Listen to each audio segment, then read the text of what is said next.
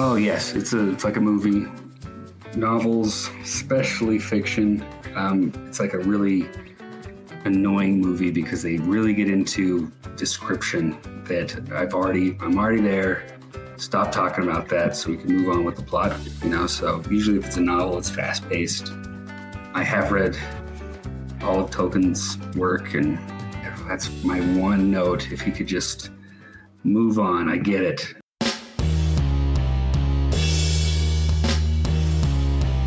Want to support the podcast?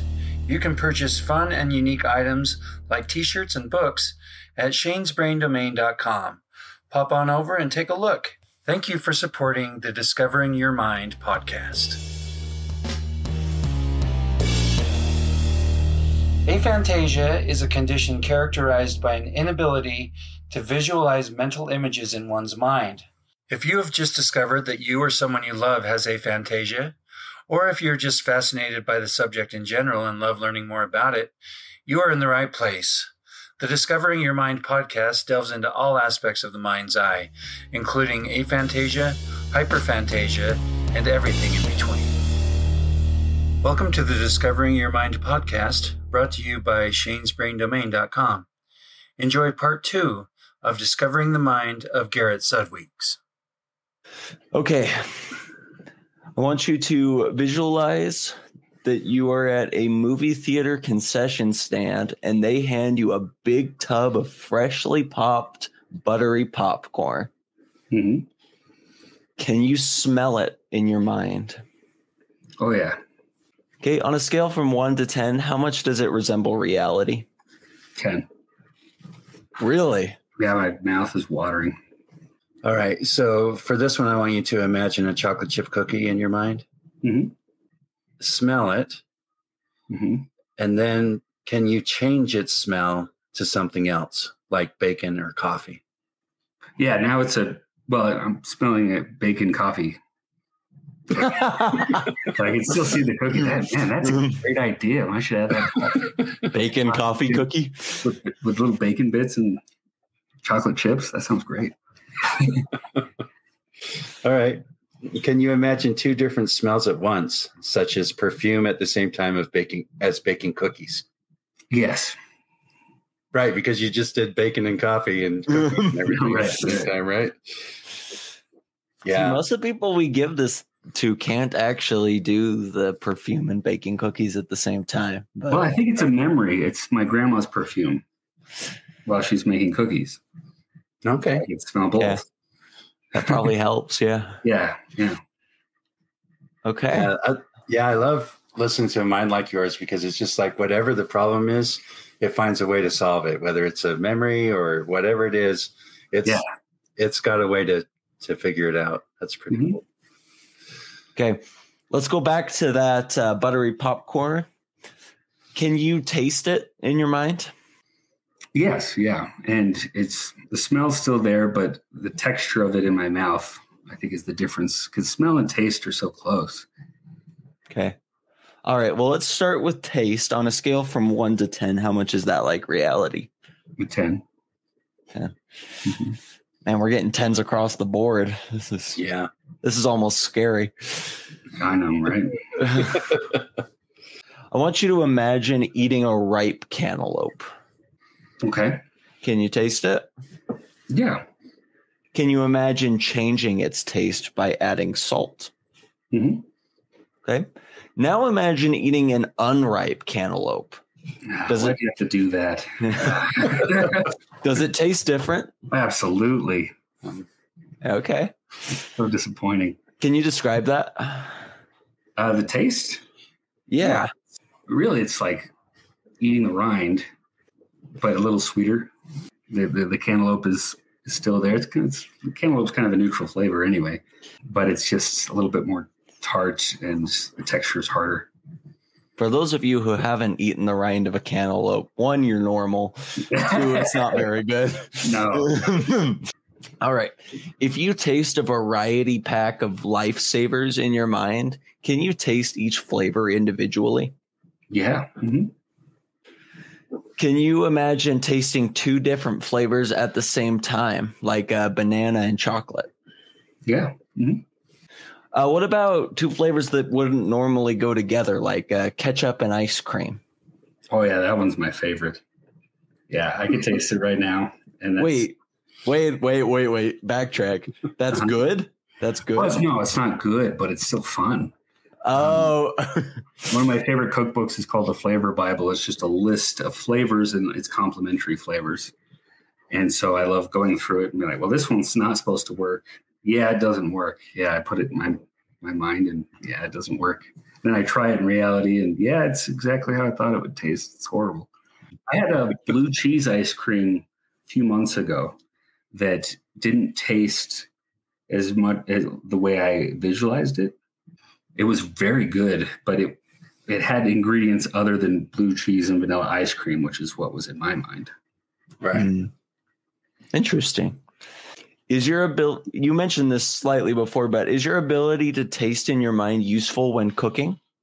Yes. Yeah, it's invaluable. So you can like mix ingredients, build flavor profiles in your mind, all of that? Yeah, or taste something and try to visualize what's missing, add a different spice or ingredient, and oh yeah, that would taste better. Can tasting food in your mind satisfy a craving or desire for the food? No, because there's this element of food that just feeds your soul. You know, like why have a chocolate chip cookie or a Danish or a steak if those things are fattening and expensive? You just visualize it, but like as you eat it, there's that, I can't visualize that feeling of just the satisfaction of eating a good steak, you know? Okay. One last time, back to the buttery popcorn. Cool. we keep getting sidetracked because of your hyperphantasia. I know. Okay, with the buttery popcorn, can you touch it in your mind, feel it in your hands and or mouth? Yes. The popcorn on top is oversaturated with butter. And then as you move down the side of the heap of popcorn, it's a little drier and feels more like popped popcorn. You know? Oh, yeah. I can feel that. Mm-hmm. Okay. With that one, scale of 1 to 10, how much is it like reality? 10. 10. 10's across the board. Okay. All right. Imagine yourself typing on a keyboard. Okay. Now I want you to imagine that the keyboard suddenly turns furry. Can you feel that? Mm-hmm. Yeah. Describe that. What's it like when it turns furry?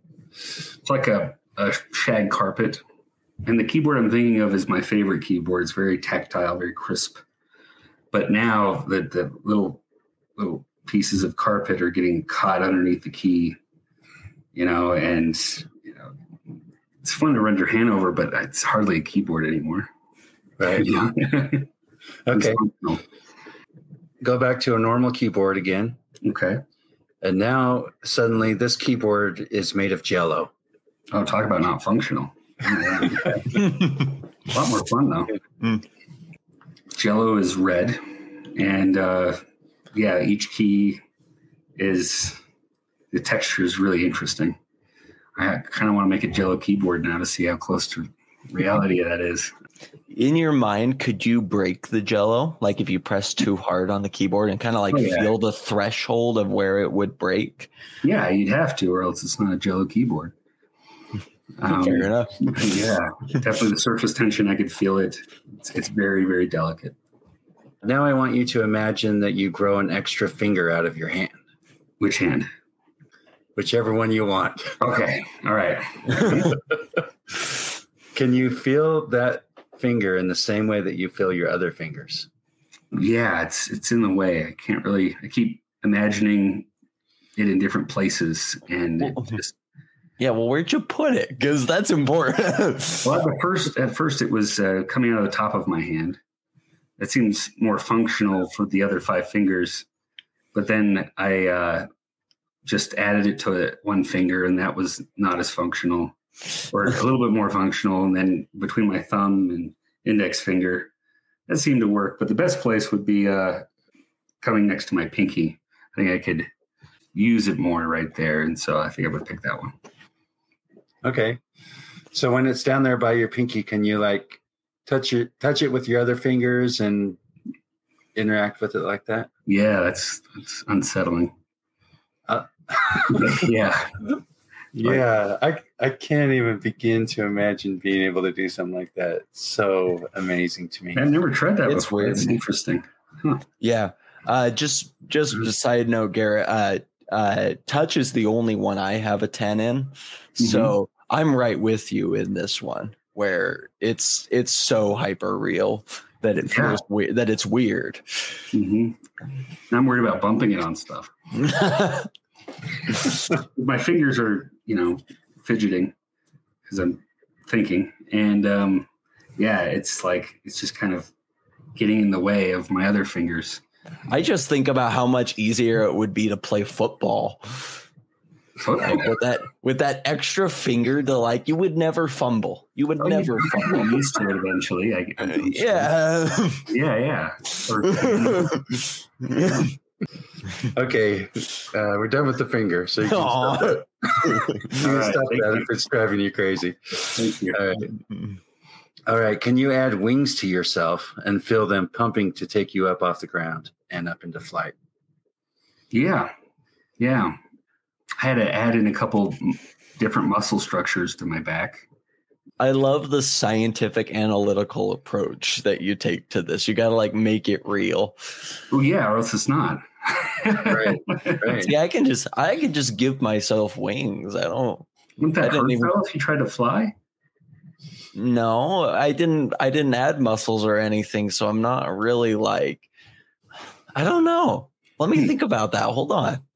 Okay. No, it doesn't hurt. It feels more like new bones than new muscles. Oh, interesting. Yeah, I needed more support if I'm going to actually use the wings. Fair enough. It's like imagine being picked up by a giant, like a toddler. Wouldn't that hurt your armpits? You'd need more support. I'm not a small person, so I need some beefy wings. All right. Now I want you to imagine that you stub your toe. Okay. Can you feel the pain? Mm-hmm. Okay. Now imagine that someone else stubs their toe.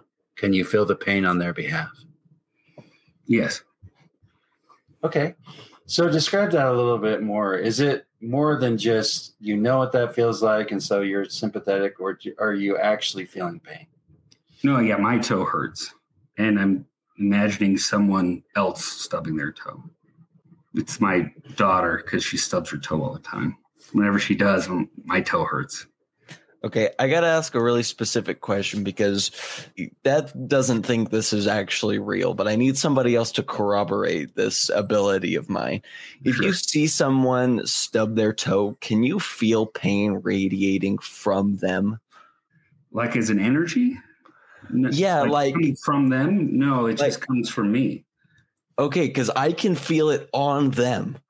Interesting. And I can't explain exactly what that's like. I was hoping for another person to be able to corroborate. No, that's okay. I'm searching for somebody. In this episode, we will be referring to the carnival picture. If you would like to view the carnival picture to play along and better understand what we're talking about, you can find it at shanesbraindomain.com in the Aphantasia section. If you are unable to view the carnival picture, it is a picture of a carnival at dusk with bright lights adorning carnival games and rides, including a large Ferris wheel, with many people walking around. Do you got that carnival picture we sent you? Yeah, let me pull it up. Yeah, there it is. Okay. Okay. Can you put yourself in this picture? Where? Anywhere. Yeah. Uh-huh. Okay. Can you see yourself there, or is it more like you are there? I'm seeing myself there. I'm in the Ferris wheel. Okay, so is it like you just put yourself in that image? Yeah, I'm all blurred and everything, but I know that's me.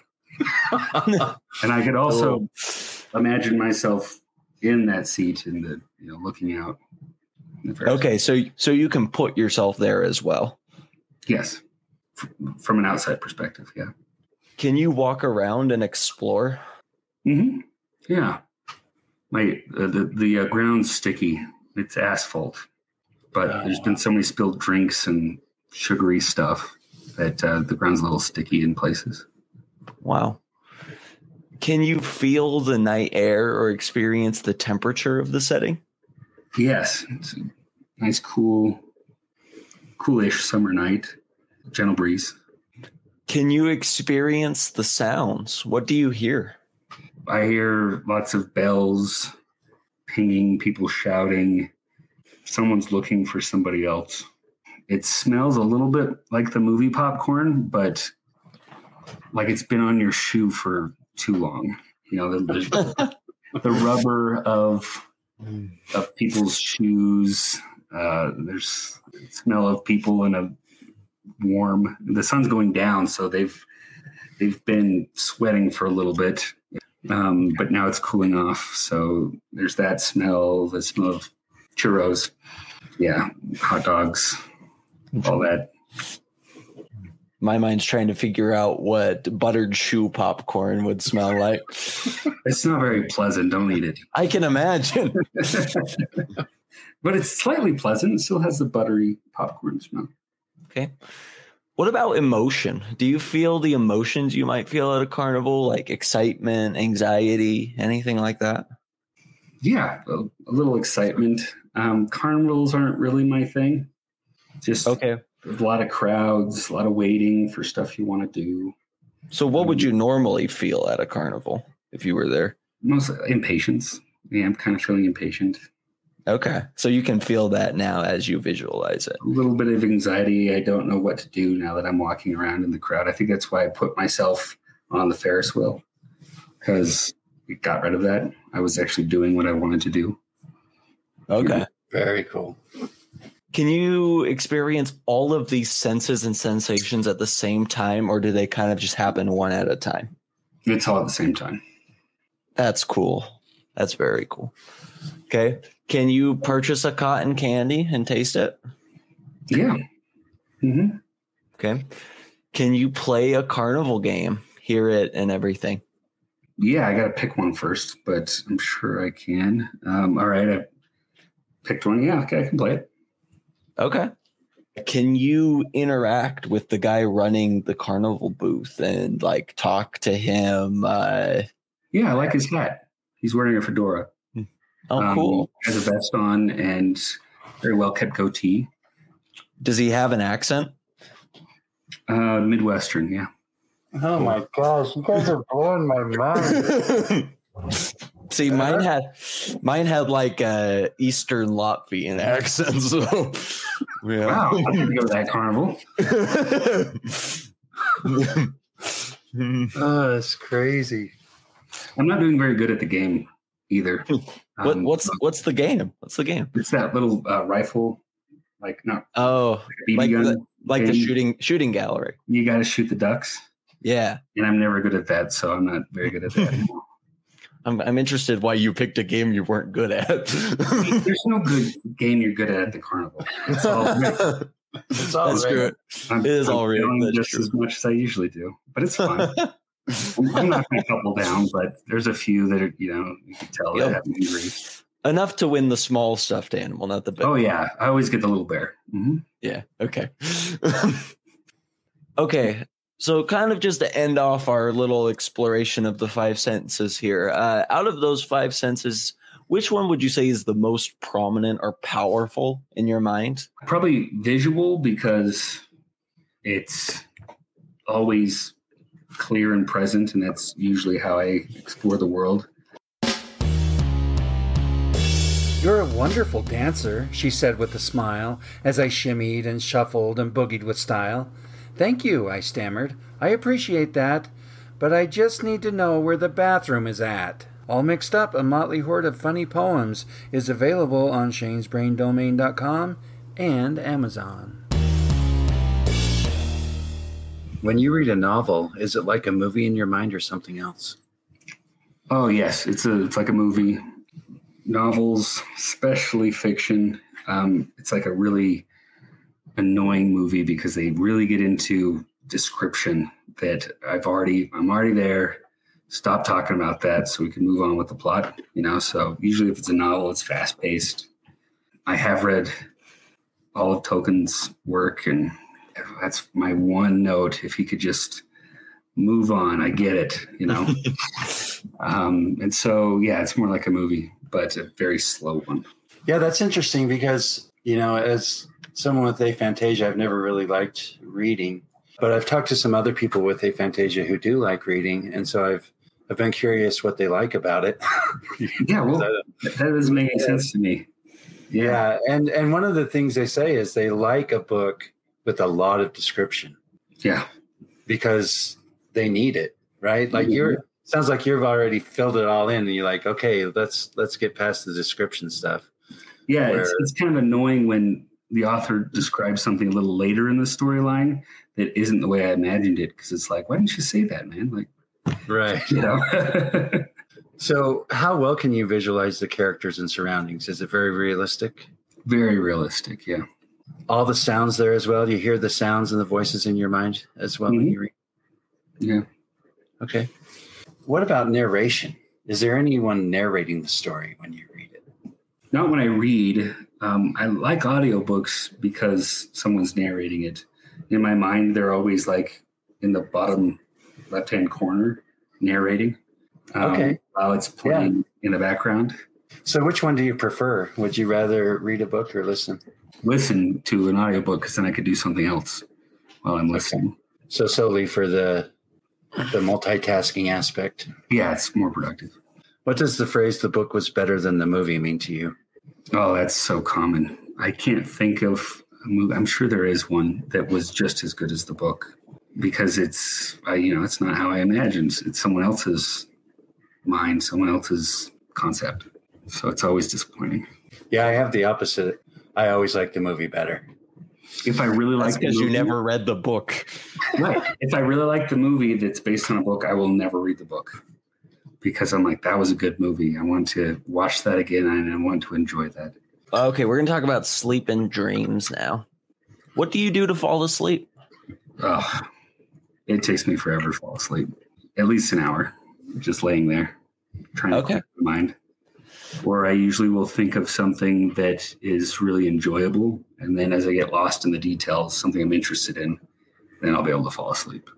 But if it's something with work that I have to do or something that I'm not as interested in, I either try to replace that with something interesting or I try to remove thoughts entirely.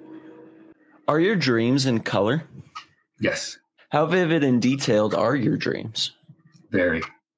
Just like reality.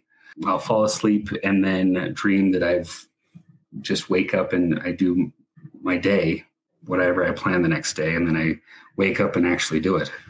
So are your dreams pretty sensible then, not like nonsense? Yeah, very sensible. When I was a kid, they were far out there, but as I've learned what reality is, they're just a reflection of very sensible, practical dreams. Okay. Very boring usually. Are they in first person or third person? Usually in first person, but sometimes in third person. It's in third person if it's like reliving a stressful or traumatic event. Okay. So we talked about how all five of your mental senses are strong. Can you experience all of those in your dreams? Yes. And I have much less control over how I experience them. Is there emotion attached in your dreams? Very much so. When you're dreaming, do you know you're dreaming? Developing lucid dreaming is kind of my current goal of how can I identify that was a dream, that wasn't reality. It sounds like that would be pretty helpful for you. Yeah, absolutely. And I'm kind of there. Are you aware of your own thoughts while you're dreaming? Yes, if I'm in the dream. I kind of relate it to like dreamception. Or like thinkingception, because like you're thinking inside your thinking. Exactly. Yeah. But I'm not aware of other people's thoughts in my dreams. Is your dream experience different from how you visualize when you're awake? Yes, it's different. I have more control in what I think about when I'm awake. Okay. But does it look fairly similar? Oh, yeah. It looks very exact. Okay. We're going to talk about memory.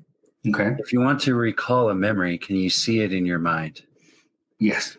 Do you experience your memories in first person, third person, or both? Both, but the default is first person. So in what circumstances would it switch to third?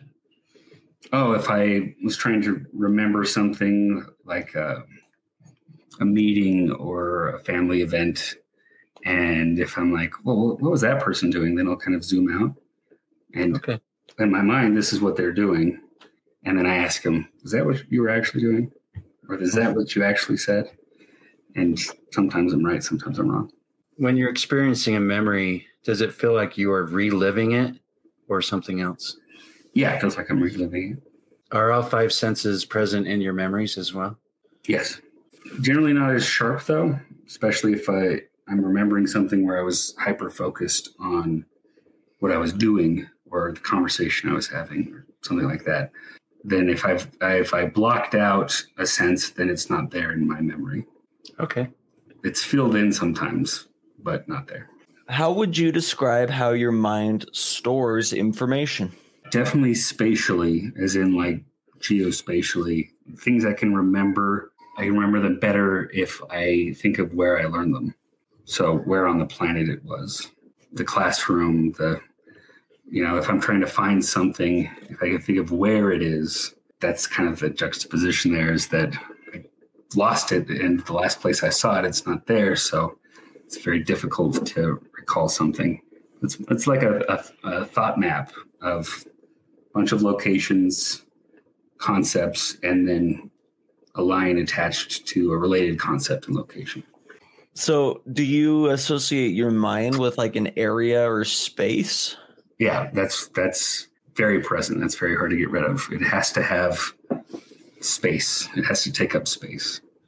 It's not like a file explorer, If it's something in my mind, even if it's something that's unimaginary, like all those animals that we talked about, they were in a place in the world. Okay. Mm-hmm. You're taking this in an interesting direction.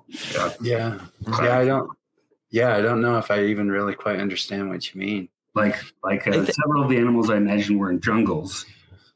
One was in Brazil, the other one was in the Congo, and the other one was in Southeast Asia.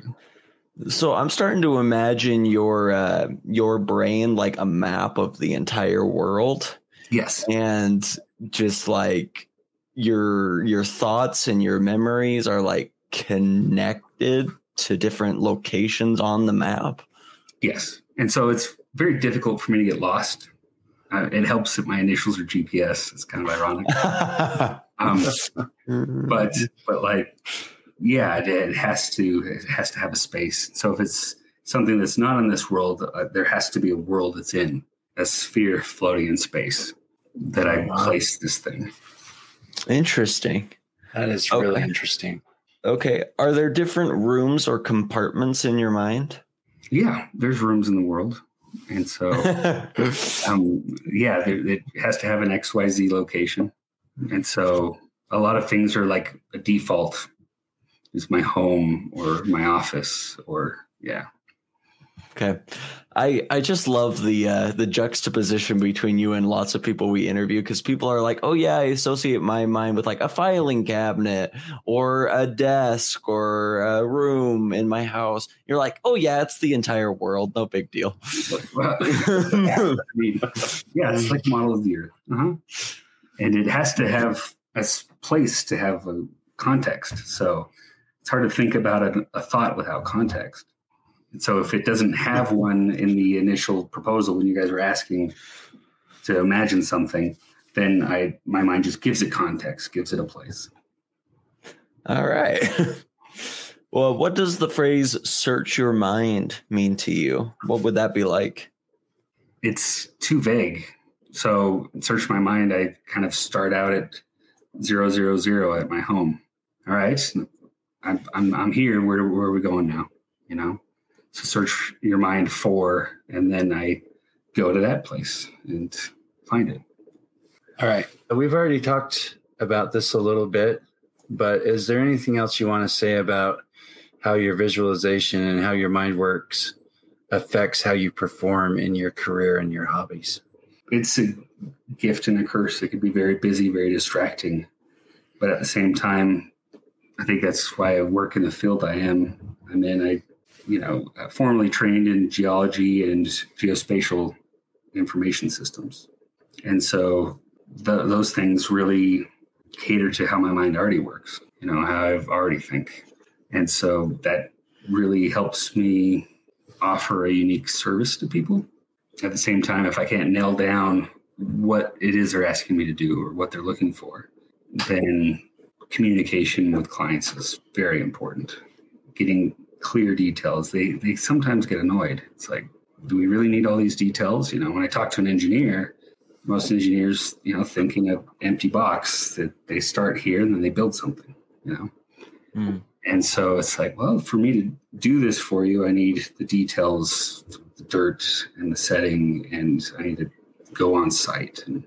But then I can offer something that would take a lot of time and money to collect the data for, to build that 3D model. I know I'm done with the product when it matches what's in my mind, the map or the model or the design. That's cool. So earlier you mentioned that you struggled in school. Mm-hmm. And I do find that interesting because most of the highly visual people I talk to, like you, did pretty good in school. So you said it was mainly because you were distracted? That kind of, yeah. Mostly I was under challenged in school, I guess. Okay. I would often just entertain myself with my mind, so I wouldn't pay attention to to class. The homework didn't really solidify the concepts in my mind, so I had to learn to make my own homework and do the homework. Really? And it was really hard to care about school. I'm the first person in my family to get an undergraduate degree. And so everyone around me doesn't have to go to school to do what they love. Why do I need to be here? I already know this stuff, so it's right. It's more like I just didn't apply myself. Do you feel like you got better at school over time? Like, is it different from when you were in elementary school to when you were in college? Did you figure it out? Oh, absolutely. Yeah, I feel like I did pretty good in college because I knew how I learned. I knew how my mind worked. My senior year, I got mostly A's, some B's. Up until that point in my career, I was C's, D's, F's. I also, in my senior year, I was taking college courses that were challenging and interesting. Mm-hmm. And I never actually took the test to get the college credit for it. I just thought the class was fun. And so I did well. So we talked about a lot of things today. So this is kind of a catch-all question. Just try and sum it up if you can in maybe a way you haven't said it yet. If you were to try and give a general description of how your mind works, how would you describe it? It's a detailed, complex structure of reality. I guess I'm already thinking about school, but I really struggled in trigonometry because it was mostly two-dimensional. So it just didn't mesh with my mind. But then when I got to calculus, it took off. I loved it. It's 3D. It's almost fundamentally 3D. To flatten things into 2 or 1 dimension is, staying in theory is always difficult. If I can just apply it in my mind, then I just take off with it. I thought I was bad at math until a mentor of mine walked me through a problem and he's like, "You just did calculus." I'm like, "No, I just did math in my head. What are you talking about?" and he's like, "You're actually really good at math. You know that, right?" No, I didn't know that. So, I went to public school, and a lot of my time there, I was convinced I wasn't good at it and that I couldn't pay attention, And so that's partially true, but it's just understanding how my mind worked before I could be successful. All right. So we've talked a lot about how cool your mind is, and it definitely has a lot of upsides to it. But are there any downsides to the way your mind works? Would you say there's some things that aren't absolutely. So great? Yeah. Relating to other people, trying to get them to see what I'm seeing is difficult. And I make a lot of assumptions that they're not making because they don't see it in their mind. Staying focused and not being distracted or not just being driven insane by all the things happening, trying to direct that it's been difficult. Trying to just relax at the end of the day. You're exhausted, but your mind won't let you relax. Your CPU is still running at full blast, and then you just crash at the end of the day and get a horrible night's sleep. So that's definitely a downside. Doing anything conventional like school, very, very difficult and took a long time to learn. I often envy people that either can't visualize or visualize things in simple ways because, they could be present in the moment with their kids and family and friends. because what they're experiencing is much better than what's in their mind. And they can feel peace at the end of the day when they're trying to sleep because there's nothing going on there. Right. Yeah. So let me ask you this then. If you woke up tomorrow and had aphantasia, how do you think it would affect your life? Oh, I couldn't do my job at all. I would feel excited in a way, but believe me, this makes sense. I get really bad migraines, and I got my first one when I was 14, and they make me go blind. And so when it first happened, I didn't know if my sight would ever come back. So I panicked for 6 to 10 hours. And then I was like, actually, this is kind of nice, you know? And so it'd probably really similar to that. Would definitely wonder how I'm going to rebuild my life now. Probably would figure it out. I would just have to first figure out how to pay the bills in the meantime. But I probably would appreciate it and enjoy that eventually. Okay. So when you said the migraine made you go blind, how long were you blind? I think it was 12 or 16 hours. It was most of the evening and the night and then the next morning. So did the visualization in your mind change during that experience? No, I just couldn't see. When I opened my eyes, it was just black. So does this still happen? Occasionally, but not as often. I got a surgery to help with it, and then I have figured out how to manage my diet and exercise to keep it from happening. At least I still have my mind when that happens. Yeah. Right. I'm not completely blind, I guess. I can still visualize the room in my mind, so I'm not running into anything. I know exactly where the bed is and the chairs are. And when people show up, they kind of have to give me a wide berth. But yeah, having that in my mind, I can still navigate pretty well. I probably shouldn't drive. That's a fun experiment we should try next time that happens to you. Right. Drive. It's the things that weren't there, last time I saw them, that would be the difficulty. Right. That would be like a cool thing to do on Mythbusters or something like that, Yeah. I mean, if there were no cars in the road, control setting. Yeah. Yeah. That would be fun. I would be fascinated to see if you could do that.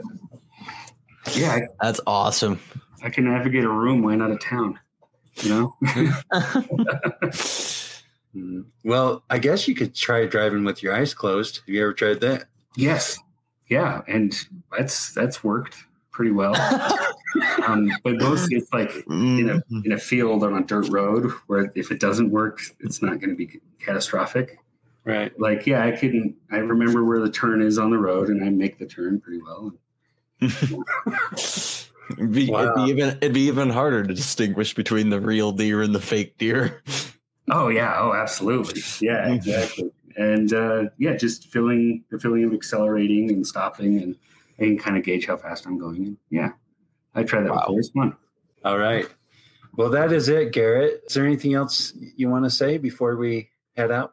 No, this has been a great opportunity. I've learned a lot about myself. I'm always fascinated and interested on how this works. I really enjoy your work. All right. What about you, Cole? Anything else you want to say? No, just thank you so much for your time, and it's good to meet you, Garrett. And this is a really good conversation we had. Yeah, we do appreciate it. It was very insightful. You're very articulate and informative, and it was a great one. So we appreciate you. Thank you.